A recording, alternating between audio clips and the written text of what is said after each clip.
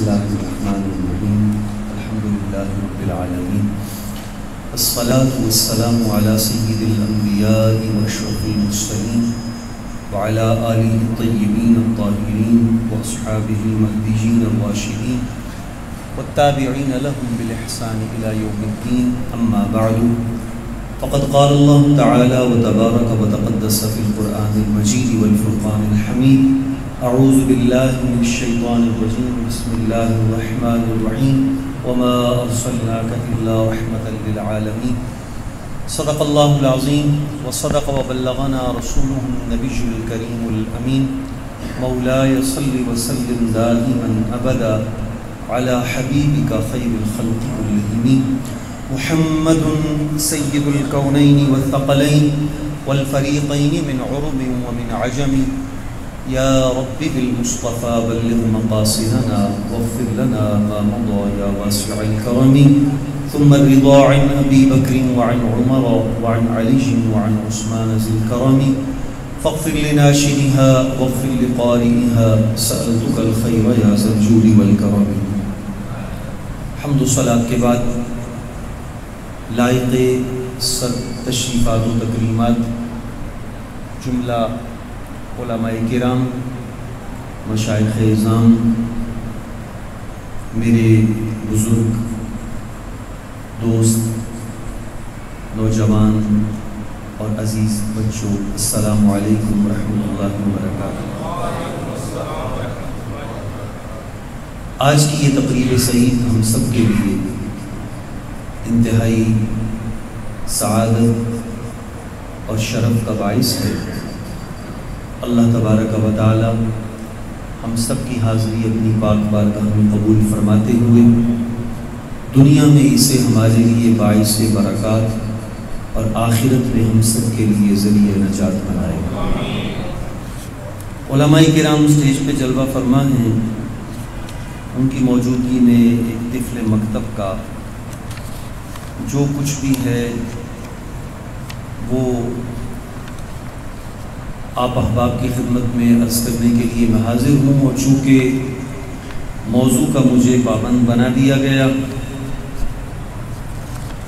اس حوالے سے پھر اپنی کوئی بات عرض کرنے کی بجائے جو کچھ ہے وہ آج کی ہماری ممدوح شخصیت کے تحریرات سے جو کچھ میں اپنی ناقص مطالعہ کی روشنی میں اخذ کر سکا ہوں وہ میں آپ احباب کی خدمت میں عرض کیے دیتا ہوں۔ لیکن یہ میں پہلے بتا دوں کہ میرے مخاطب آپ ہیں، علماء کرام نہیں ہیں۔ اقبال نے کہا تھا کہ سینہ روشن ہو تو ہے سوزے سخن عین حیات۔ سینہ روشن ہو کہنے والے کا، تبلیغ کرنے والے کا، لوگوں کو دین کی طرف بلانے والے کا، داعی حق کا، لوگوں کے مرشد، راہبر، رہنما، پیشوا اور مقتدا کا۔ وہ لفظوں کا کھلاڑی نہ ہو، لفظوں کا جال بننے والا نہ ہو، بلکہ جو بات کہے دل سے کہے۔ سینہ روشن ہو تو ہے سوزے سخن عین حیات، نہ ہو روشن تو سخن مرگ دوام ایسا بھی۔ جب کہنے والے کا اپنا سینہ روشن ہوتا ہے تو اس کی باتیں مردہ دلوں کو زندہ کر دیتی، اور جب اس کا سینہ نور سے خالی ہوتا ہے تو پھر وہ لوگوں کے جذبات سے کھیل تو لیتا ہے، داد تو سمیٹ لیتا ہے، لیکن اس کی باتیں روح کی گہرائی تک نہیں پہنچتی اور دل کے نہاں خانے میں جاگزین نہیں ہوتی۔ آج کا موضوع میں بغیر کسی تمہید کے اپنے موضوع کی طرف آنا چاہ رہا ہوں۔ مجدد پاک امام ربانی حضرت مجدد الفتانی رحمہ اللہ، آپ نے کوئی نیا نظریہ، نئی فکر، نیا عقیدہ امت کو نہیں عطا کیا۔ آپ نے اسی عقیدے کی پاسبانی کی جو 14 صدیوں سے ایک بڑے تسلسل کے ساتھ چلا آ رہا تھا۔ آپ تک تقریباً 1000 برس گزرے، اور آپ جانتے ہیں کہ وقت کے ساتھ ساتھ افکار و نظریات بدل جاتے ہیں، عقائد اور احوال کے مسائل پر دھندلاہٹ چھا جاتی ہے، لیکن چونکہ اللہ تبارک و تعالی نے دین اسلام کو صبح قیامت تک زندہ و جاوید رکھنا ہے، زندہ و تابندہ رکھنا ہے، اس کی حفاظت اللہ پاک نے اپنے ذمہ کرم پہ لے رکھی ہے۔ آقا علیہ السلام کے بعد چونکہ سلسلہ نبوت بند ہے تو اللہ تبارک و تعالی نے اس کی حفاظت کا یہ اہتمام فرمایا کہ ایسی ہستیاں اس امت کو عطا فرمائیں کہ جو نبی تو نہیں انبیاء کے وارث ہیں، اور انبیاء کرام علیہ السلام کی تعلیمات کو بڑے احسن انداز میں امت تک پہنچانے کی ذمہ داری نبھاتے ہیں۔ ہر 100 سال پر اللہ تبارک و تعالی ایسی ہستی کو پیدا فرماتا ہے کہ جو دین پر چھائے ہوئے گرد و غبار کو صاف کرتی ہے، تشکیک و اوہام اور گرد و غبار کی وہ دیواریں جو اپنوں کی بے توجہی اور غیروں کی سازشوں کی وجہ سے دین پر چھا جاتی ہیں، یہ ہستیاں ان دیواروں کو مسمار کر کے دین کا بے غبار اور نکھرا ہوا چہرہ امت کے سامنے پیش کرتی ہیں۔ ان ہستیوں میں سے ایک عظیم نام آج کی ہماری ممدوح شخصیت حضرت امام ربانی مجدد الفسانی رحمہ اللہ کی ذات ستودہ صفات کا ہے کہ جنہوں نے حق اور ناحق کو جدا کیا، حق اور باطل میں خط امتیاز کھینچا، سنت و بدعت میں فرق واضح کیا، اور فسق و فجور میں ڈوبے ہوئے لوگوں کو تقوی، زہد و ورع کا دلدادہ بنا دیا، اور لوگوں کے سینوں میں شمع ایمان کو روشن کیا۔ شاہراہ اسلام پر گامزن کرتے ہوئے آقا کریم صلی اللہ علیہ وآلہ وسلم کی سنتوں، آپ کی پاکیزہ سیرت اور آپ کی عمدہ تعلیمات کو لوگوں کے قلوب و اذہان میں راسخ کیا، اس ہستی کا نام امام ربانی مجدد الفسانی رحمہ اللہ کی ذات ستودہ صفات ہے۔ آپ نے جو نظریہ پیش کیا وہ نظریہ کیا تھا؟ اس تمہید سے آپ سمجھ ہی گئے کہ کوئی نیا نظریہ نہیں تھا، بلکہ دین کی وہ تعلیمات جو وقت کے ساتھ ساتھ لوگوں کی عدم توجہ کی وجہ سے جو گرد و غبار اس پہ پڑ گیا تھا، آپ نے اسے اپنی ضرب فاروقی کے ساتھ اس گرد و غبار کو ختم کیا، دین کے چہرے کو نکھار کے امت کے سامنے رکھا، نئے نئے پیدا ہونے والے فرقوں اور امت میں تفریق در تفریق کی جو روش تھی جو مختلف شکلوں میں اس وقت رونما ہو رہی تھی، اس کا سدباب فرمایا اور امت کو بتا دیا کہ لوگوں یاد رکھنا نئے نئے فتنوں میں بڑی کشش ہے، لیکن اگر تم راہ نجات چاہتے ہو تو وہ فقط ایک ہے۔ آپ فرماتے ہیں بمقتضائے آرائے صائبہ اہل سنت و جماعت کے فرقہ ناجیان نجات بے اتباع ای بزرگواراں متصور نیست، وہ اگر سرے منہ مخالفت است خطر در خطر است۔ آپ فرماتے ہیں کہ یہ بات ہمیشہ پلے باندھ کے رکھنا کہ اہل سنت و جماعت ہی وہ لوگ ہیں جو صحیح معنوں میں نجات پانے والے۔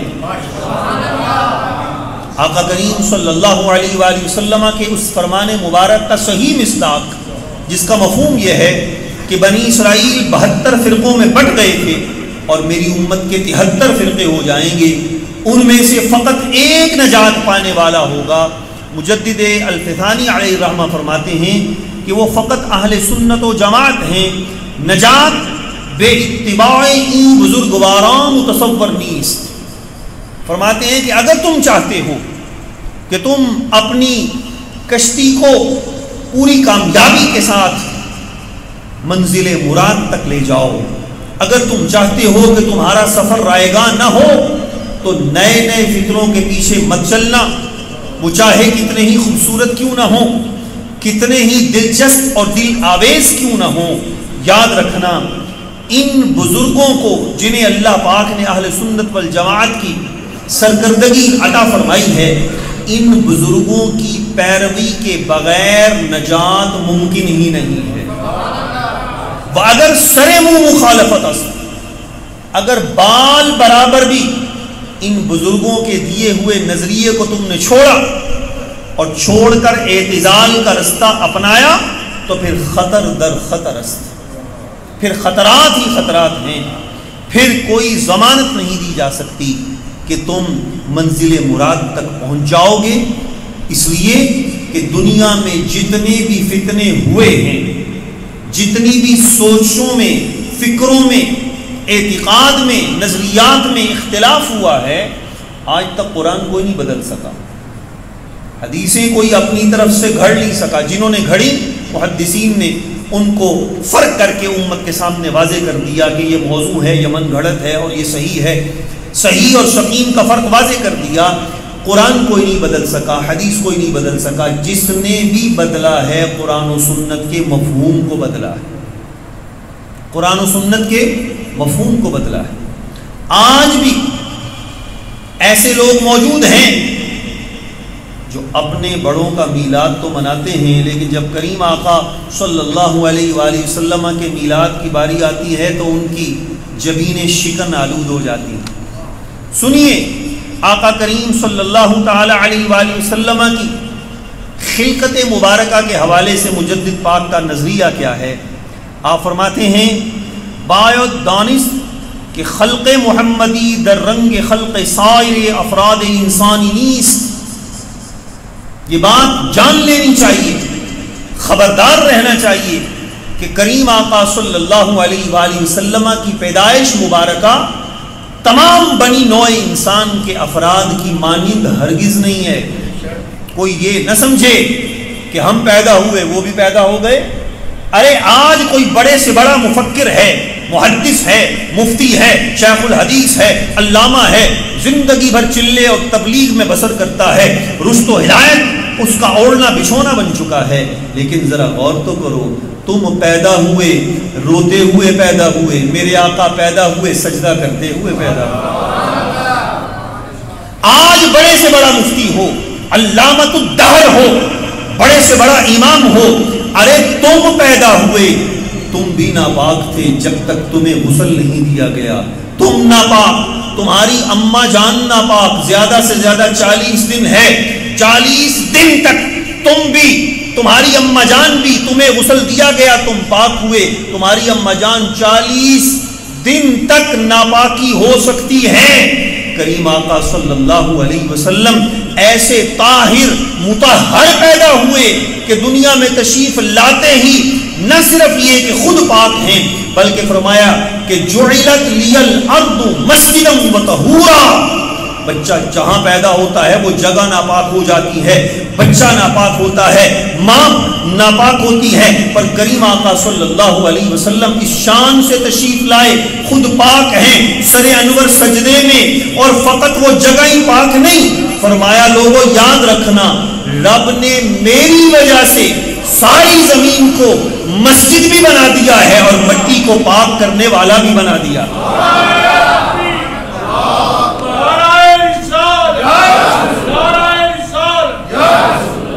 بایدانست کہ خلق محمدی در رنگ خلق سائر افراد انسانی نیست بلکہ بخلق ہیچ فرد از افراد عالم مناسبت ندارت۔ ایک شخص بھی کائنات میں ایسا نہیں ہے جو حضور نبی کریم صلی اللہ تعالی علیہ وآلہ وسلم کی پیدائش مبارک کے ساتھ ذرہ برابر بھی مناسبت رکھتا ہو۔ کیوں؟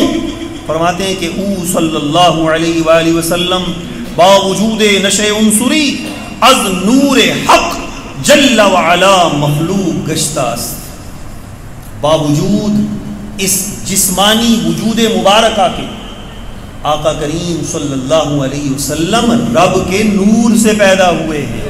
یہ مجدد پاک فرما رہے ہیں کما قال علیہ الصلوۃ والسلام خلقت من نور اللہ، جیسے آقا علیہ السلام فرماتے ہیں کہ مجھے رب کے نور سے پیدا کیا گیا۔ ودیگرارا این دولت میسر نشداست، آپ فرماتے ہیں اور کسی کو یہ دولت یہ انعام حاصل نہیں ہوا ہے۔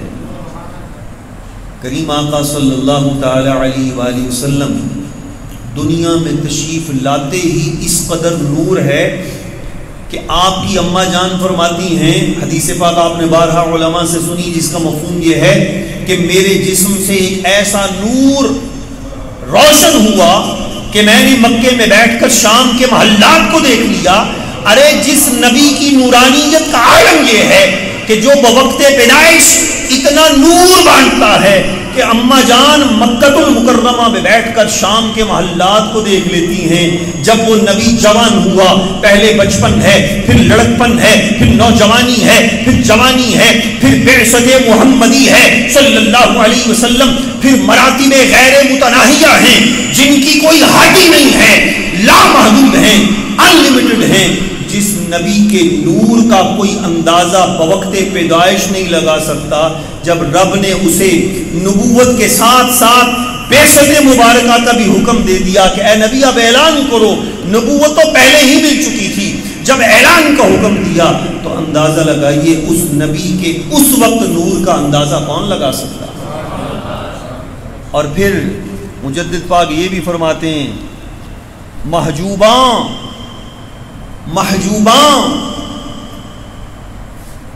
کہ محمد الرسول اللہ صلی اللہ علیہ وسلم را بشر گفتن، جن لوگوں نے آقا کریم صلی اللہ علیہ وسلم کو صرف بشر کہا، صرف بشر کہا، بشریت کا انکار نہیں ہے۔ کچھ لوگ ہمارے ذمے یہ عقیدہ بھی لگانے کی کوشش کرتے ہیں کہ تم لوگ آقا علیہ السلام کی بشریت کا انکار کرتے ہو۔ ہرگز ہم انکار نہیں کرتے، ہم بشریت کے قائل ہیں۔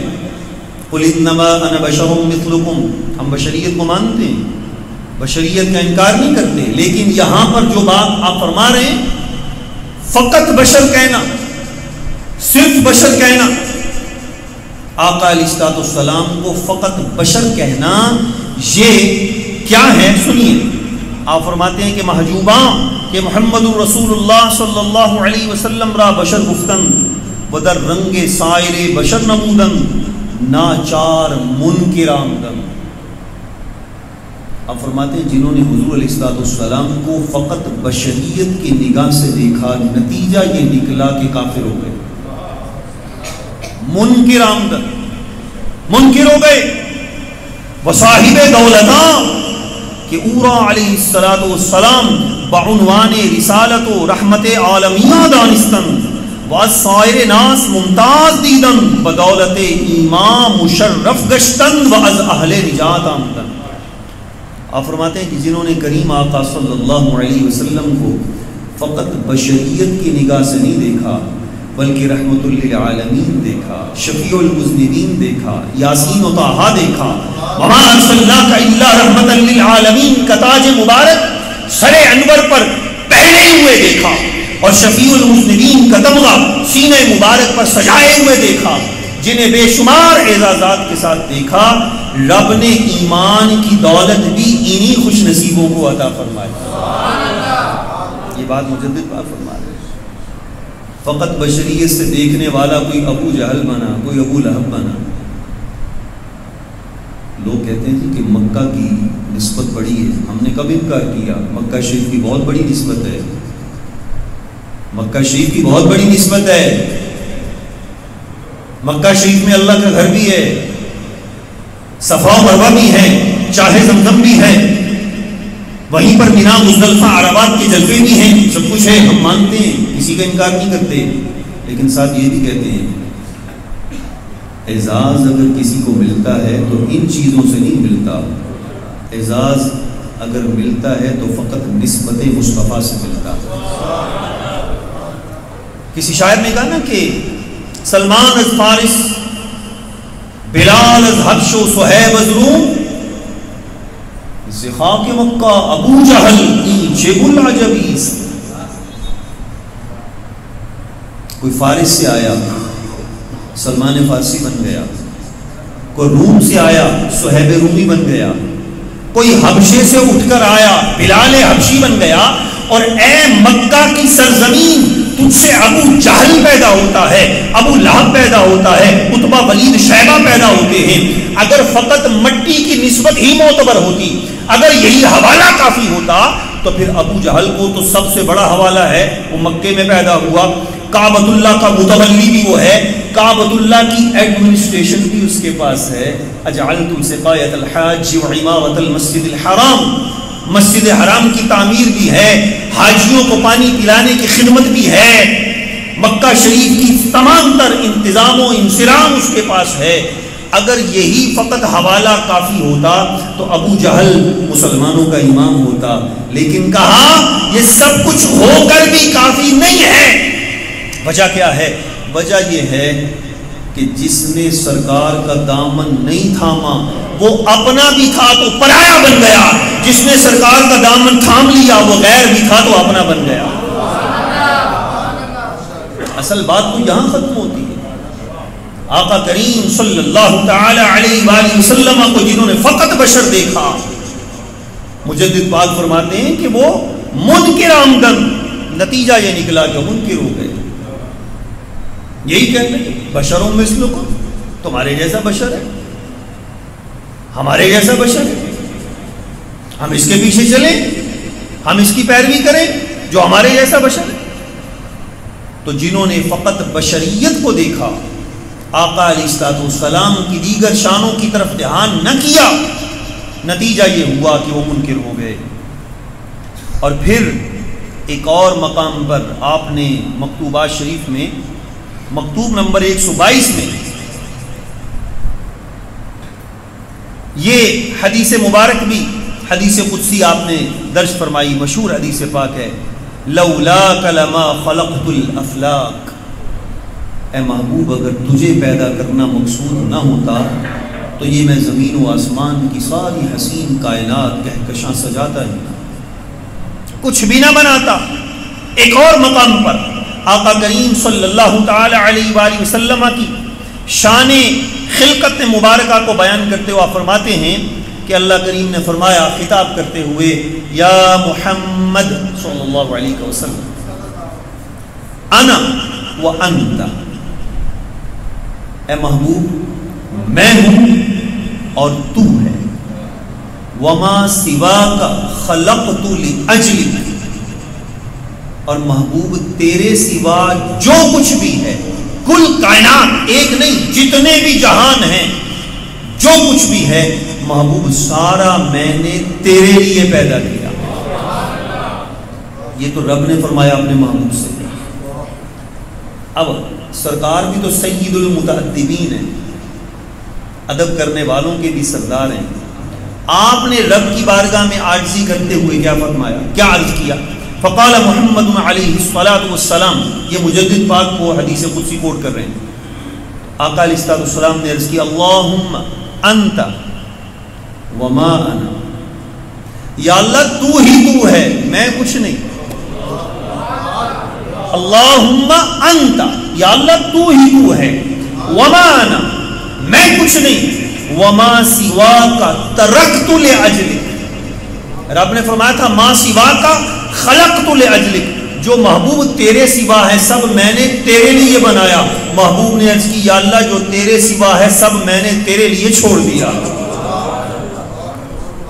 یہ جو راز و نیاز کی باتیں ہیں، یہ جو عجز و انکسار کے مقامات ہیں، انہیں کچھ لوگ اپنے اوپر محمول کر لیتے ہیں.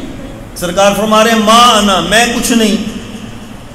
قرآن کی بھی کچھ آیتیں ہیں، لوگ وہاں پہ ٹھوکر کھا گئے. قل، اے محبوب اعلان کرو. کیا اعلان کرو؟ رب نے اپنے محبوب کی زبان سے اعلان کروایا، لا املک لنفسی نفعا ولا ضرا، میں تو اپنی جان کو بھی نفع یا نقصان نہیں دے سکتا. کچھ لوگوں کی نگاہ یہیں اٹک گئی، کسی کے پاس اختیار نہیں ہے، کسی کے پاس کچھ اختیار نہیں ہے. اگر ہوتا تو رب اعلان کرواتا. رب نے اعلان کروایا، محبوب اعلان کرو، لا املک، میں مالک نہیں ہوں، لنفسی، اپنی جان کے لیے، نفعا، کہ کوئی نفع دے دوں، ولا ضرا، اور نہ میں اپنی ذات سے کسی ضرر اور نقصان کو دور کر دوں، میں مالک نہیں. یہیں پہ نگاہ اٹک گئی. کہا جو کچھ ہے اللہ کے پاس ہے، کسی کے پاس کچھ نہیں. مقام اس کو سمجھ نہیں سکے. اگر اس پہلو سے نہیں سمجھتے تو ذرا آگے بھی تو چلو. الا ما شاء اللہ، لا املک میں نفی، میں سادہ لفظوں میں عرض کر دوں، علماء تو جانتے ہیں، میں صرف آپ کی خدمت میں عرض کر رہا ہوں سادہ لفظوں میں. لا املک میں نفی ہے، میں مالک نہیں، اور اللہ کے بعد آگے اثبات ہے. یہ ایسے ہی ہے، اب کلمہ شریف پڑھتے ہیں لا الہ، کوئی معبود نہیں، اب یہ پڑھتے رہیں الا اللہ نہ پڑھیں، خالی لا الہ پڑھیں، تو علماء فرماتے ہیں یہ تو کلمہ کفر بن جاتا ہے. لا الہ، کوئی رب نہیں، کوئی خدا نہیں، کوئی معبود نہیں.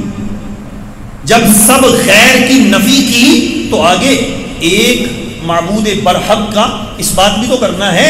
الا اللہ کہے بغیر لا الہ پڑھیں گے تو یہ کلمہ کفر ہے. تو جب لا الہ کہا تو الا اللہ پڑھیں گے تو جملہ مکمل ہوگا. جب بات آپ سمجھ گئے تو اب دیکھیے قرآن کیا، لا املک، اے محبوب بتا دو میں مالک نہیں، لنفسی، اپنی جان کے لیے بھی، نفعن، کسی نفع کا، ولا ضرن، اور نہ کسی نقصان کا. بس اتنی بات نہیں، آگے بھی تو دیکھو، فرمان الا ما شاء اللہ. محبوب اعلان کرو ویسے مالک نہیں ہوں، خود مالک نہیں، پر جو میرا رب چاہے میں اس سب کا مالک ہوں. الا ما شاء اللہ، الا مگر جو میرا رب چاہے، جو میرا رب چاہے گا. اب رب کیا چاہتا ہے؟ رب اپنے محبوب کو کیا دینا چاہتا ہے؟ سارا کچھ تو رب نے ہمارے سامنے تو ذکر نہیں کیا، لیکن جو کچھ ذکر فرمایا، انا اعطیناک الکوثر، اے محبوب ہم نے خیر کثیر تمہاری جھولی میں ڈال دیا ہے. کوثر کا معنی اٹھا کر دیکھیے، علماء فرماتے ہیں ہر خیر دنیا و آخرت کی ہر خیر اس کوثر کے اندر شامل ہے. آقا کریم صلی اللہ تعالی علیہ وآلہ وسلم کے شان بیان کرتے ہوئے ایک مقام پر آپ فرماتے ہیں کہ حدیث تنام عینای ولا ینام قلبی تحریر یافتہ اشارت بدوام آگاہی نیست. آقا کریم صلی اللہ تعالی علیہ وآلہ وسلم کی شانیں تو وہی بیان کرے گا جسے اس بارگاہ سے کچھ فیض ملا ہے، اور فیض اسی کو ملے گا کہ جس کی نسبت غلامی صحیح ہوگی. جو کہتا ہے کہ کچھ نہیں ملا وہ بھی صحیح کہتا ہے، اور جو کہتا ہے کہ سب کچھ ملا ہی حضور سے ہے وہ بھی ٹھیک کہہ رہا ہے. جسے کچھ نہیں ملا ادھر عطاؤں میں کمی نہیں ہے. شیخ سعدی فرماتے ہیں کہ باران کے در لطافت تبعش خلاف نیس، در باغ لال رویدو در شور بو مخص. آپ فرماتے ہیں بارش ایک ہی برستی ہے، اس کے قطرے ایک جیسے ہیں، گل و گلزار پہ برستے ہیں، پھل پھول کھلتے ہیں، کوڑے کرکٹ کے ڈھیر پہ برستے ہیں، جھاڑ جھنکار اگتا ہے. بارش ایک جیسی ہے، اس کی طبیعت میں فرق نہیں، اس کی نفاست میں فرق نہیں، اس کی لطافت اور پاکیزگی میں فرق نہیں ہے. فرق ہے تو کس میں ہے؟ اس زمین میں ہے. جس زمین کے اندر جذب کرنے کی صلاحیت اچھی ہے اس نے پھل پھول اگائے ہیں، اور جس میں یہ صلاحیت نہیں تھی اس نے وہاں جھاڑ جھنکار اگائے ہیں. جنہوں نے یہ کہا کہ کچھ نہیں ملا، چونکہ نسبت صحیح نہیں تھی، رابطہ درست نہیں تھا، تعلق غلامی مضبوط نہیں تھا، دل میں عقیدت و محبت جاگزی نہیں تھی، محروم رہ گئے.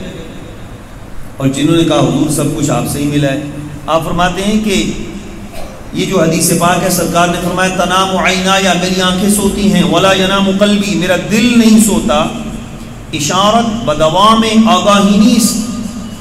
آپ فرماتے ہیں یہ اس چیز کا اشارہ نہیں ہے کہ آپ کا قلب مبارک ہر وقت اللہ کریم کی طرف متوجہ رہتا ہے، آپ یہ نہیں بیان فرمانا چاہتے. پھر کیا اشارہ ہے؟ آپ فرماتے ہیں بلکہ اخبارس از عدم غفلت از جریان احوال خیش و امت خیش. فرماتے ہیں کہ یہ سرکار نے اشارہ کر دیا، خبر دے دی کہ اے میری امت، میری آنکھیں سوتی ہیں، دل نہیں سوتا. یہ اس طرف اشارہ کر دیا کہ میں جاگ رہا ہوں یا سو رہا ہوں. اے میری امت، میں تمہاری حالت سے کسی بھی وقت بے خبر نہیں رہتا. لہذا نوم در حق آن سرور علیہ الصلوۃ والسلام ناقض طہارت نگشت. اسی واسطے آقا علیہ السلام کے حق میں یہ جو نیند ہے یہ طہارت کو توڑنے والی نہیں ہے. ساری دنیا سو جائے تو وضو ٹوٹ جاتا ہے، پر سرکار آرام فرمائیں تو نیند، آپ کی جو نیند مبارک ہے وہ وضو مبارک کو نہیں توڑتی. وچوں نبی در رنگ شبانس در محافظ امت خود غفلت شایان منصب نبوت او نباشد. آپ فرماتے ہیں چونکہ نبی اپنی امت کا رکھوالا ہوتا ہے، محافظ ہوتا ہے، پاسباں ہوتا ہے، لہذا نبی اپنی امت کے احوال سے کبھی بھی بے خبر نہیں ہو سکتا. اسی موقع پر ایک اور حدیث بات میرے ذہن میں آ گئی، میں اس کا حوالہ بھی دے دوں ایمان کی تازگی کے لیے. آقا کریم صلی اللہ علیہ وآلہ وسلم تشریف لے جا رہے ہیں، مشہور حدیث بات ہے، آپ نے یقیناً علماء سے سنی ہے، میں اشارہ دے کے بات آگے بڑھانا چاہتا ہوں.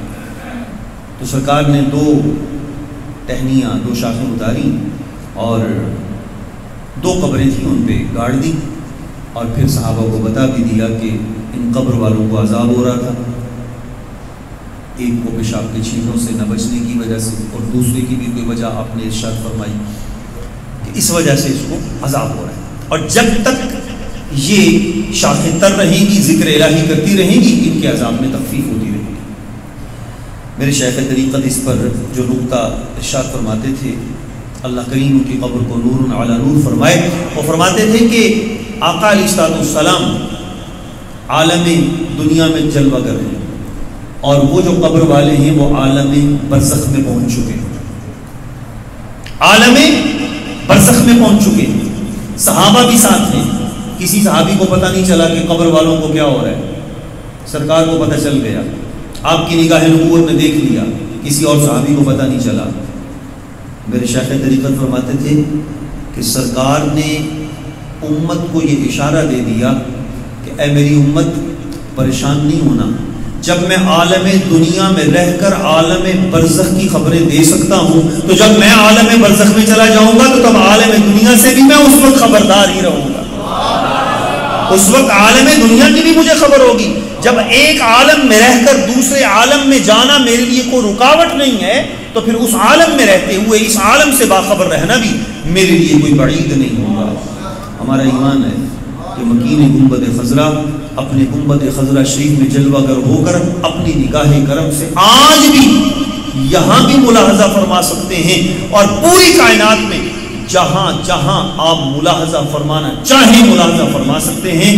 بلکہ اگر میں یہ عرض کروں اہل علم کی دامن کو تھامتے ہوئے کہ آقا کریم صلی اللہ تعالی علیہ وآلہ وسلم جہاں تشریف لے جانا چاہیں تشریف لے جا سکتے ہیں. آپ پابند نہیں ہیں کسی کی، آپ تشریف لے جا سکتے ہیں، کرم فرما سکتے ہیں، اور فرماتے ہیں. آپ کا کرم ہوتا ہے، کرم والوں پہ کرم ہوتا ہے، بشرطے کہ کوئی دل سے پکارے تو صحیح. بقول اعلی حضرت واللہ، قسم اٹھا کے آپ نے بات شروع کی، واللہ وہ سن لیں گے، فریاد کو پہنچیں گے، پر اتنا بھی تو ہو کوئی جو آہ کرے دل سے، دل سے پکارے تو صحیح. محتشم سامعین، آقا کریم صلی اللہ تعالی علیہ وآلہ وسلم کے فضائل و کمالات کا عنوان اور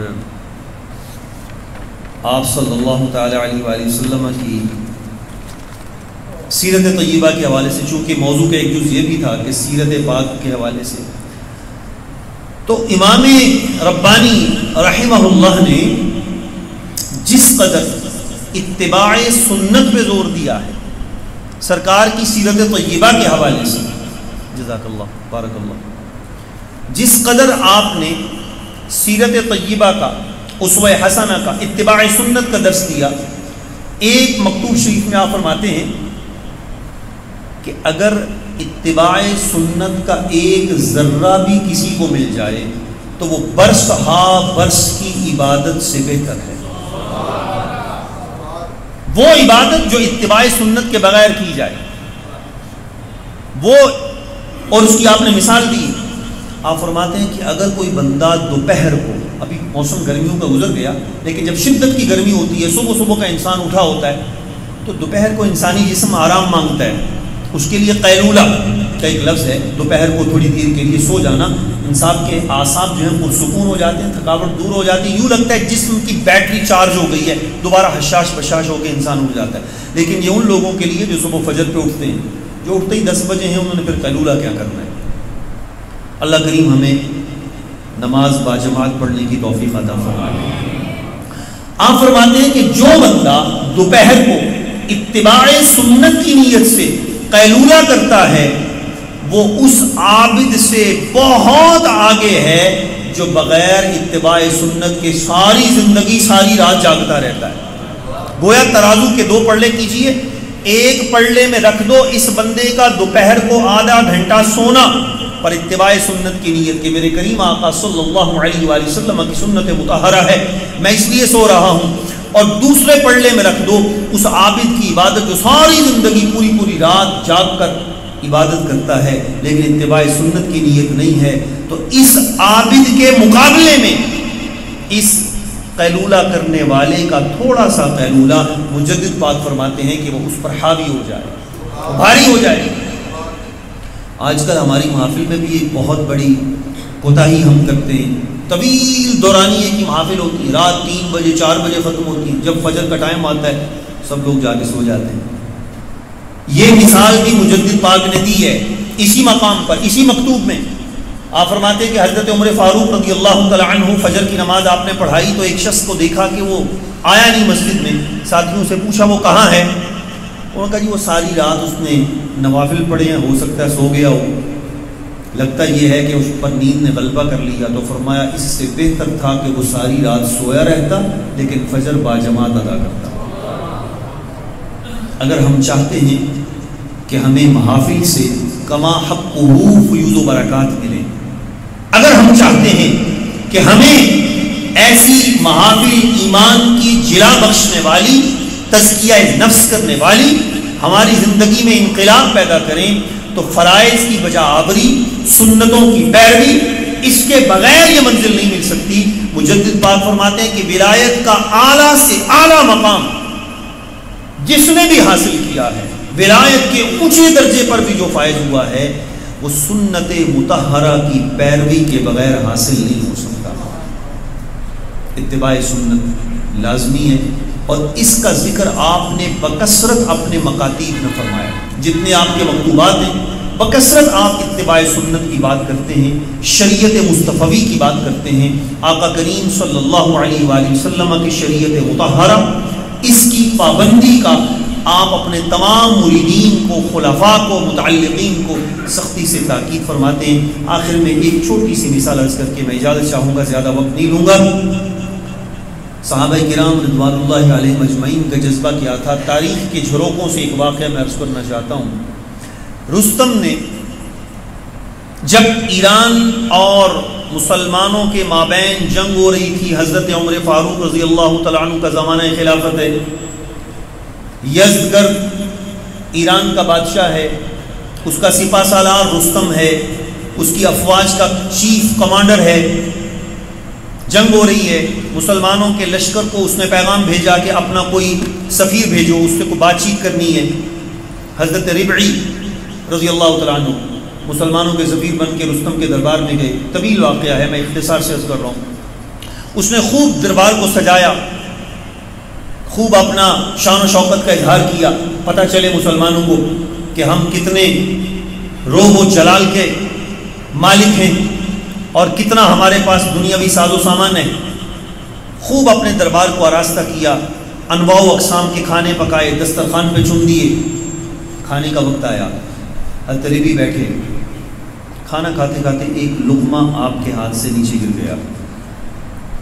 آپ نے آگے بڑھ کر جو ہی لقمہ اٹھانا چاہا تو پہلو میں بیٹھے ایک شخص نے گونی مار کر اشارہ کیا، اے ربی کیا کر رہے ہو؟ مسلمانوں کے بارے میں پہلے ہی ان لوگوں کا نظریہ یہ ہے کہ یہ بھوکے لوگ ہیں، یہ لوگ سوچتے ہیں ایرانی کہ یہ بھوکے لوگ ہیں، یہ ستو کھانے والے، اونٹنی کا دودھ پینے والے، جنہیں ڈھنگ کا لباس بھی میسر نہیں آتا، تو یہ کیا کریں گے؟ یہ پہلے ہی ہمارے بارے میں اچھے خیالات نہیں رکھتے، اور جب تم گرا ہوا لقمہ اٹھا کے کھاؤ گے تو یہ کہیں گے یہ واقعی بھوکے لوگ ہیں۔ 20 قسم کے انواع و اقسام کے کھانے یہاں پر موجود ہیں دسترخوان پہ، اور ان کو چھوڑ کر یہ گرا ہوا لقمہ اٹھا رہے ہیں۔ جب اس نے اشارتاً یہ بات کہی تو حضرت ربی نے جو آگے سے جواب دیا نا، وہ سونے کا پانی بھی بہت کم ہے. سونے کے پانی سے لکھنا ایک محاورہ ہے، اگر ہیرے موتی پیس کر بھی لکھا جائے تب بھی کم ہے. فرمایا اترک سنت رسول اللہ صلی اللہ علیہ وسلم لہؤلاء الحمقى، حمقى لفظ بولا آپ نے. فرمایا میں ان احمقوں کی خاطر اپنے آقا کی سنت نہیں چھوڑ سکتا. مجھے بتائیے عزت ان کو ملی یا ہمیں ملی؟ ہم جو غیروں کے فیشن کی نقالی کرتے ہیں، کوئی کیا کہے گا، دنیا والے کیا کہیں گے؟ اگر ہم نے اتباع سنت کی تو دنیا والے کیا کہیں گے؟ آج تو ہمیں یہی چیز مارے ڈالے جا رہی ہے، اور انہیں اسی چیز نے عزت بخشی تھی کہ عزت اگر ملتی ہے تو سرکار کی غلامی سے ملتی ہے. مجدد پاک رحمہ اللہ کا بھی یہی پیغام ہے، یہی آپ کے مکاتیب کا خلاصہ ہے کہ جو بھی مقام حاصل کرنا ہے وہ سنت مطہرہ کی پیروی کے بغیر نہیں مل سکتا. سرکار کی سیرت طیبہ اسوہ حسنہ ہے، رول ماڈل ہے ہمارے لیے. ہر شعبہ زندگی کو محیط ہے. زندگی کا کوئی شعبہ ایسا ہے ہی نہیں جس میں سرکار نے ہماری کافی وافی اور شافی رہنمائی نہ فرمائی ہو. اللہ کریم جل مجدہ العظیم کی بارگاہ میں دعا ہے، اللہ پاک میرے ٹوٹے پھوٹے کلمات کو اپنی پاک بارگاہ میں شرف قبولیت عطا فرمائے. جو غلط ہوا، جو غلط بات میرے منہ سے نکلی، وہ یقیناً میرا قصور ہے، میری کوتاہی ہے. جو حق بات کہی وہ یقیناً اللہ کریم کی عطا، آقا علیہ الصلوۃ والسلام کی نگاہ لطف و عنایت، آپ احباب کی دعائیں. اللہ پاک ہم سب کو دین دنیا آخرت کی برکتوں سے مالا مال فرمائے. آمین. وآخر دعوانا الحمدللہ.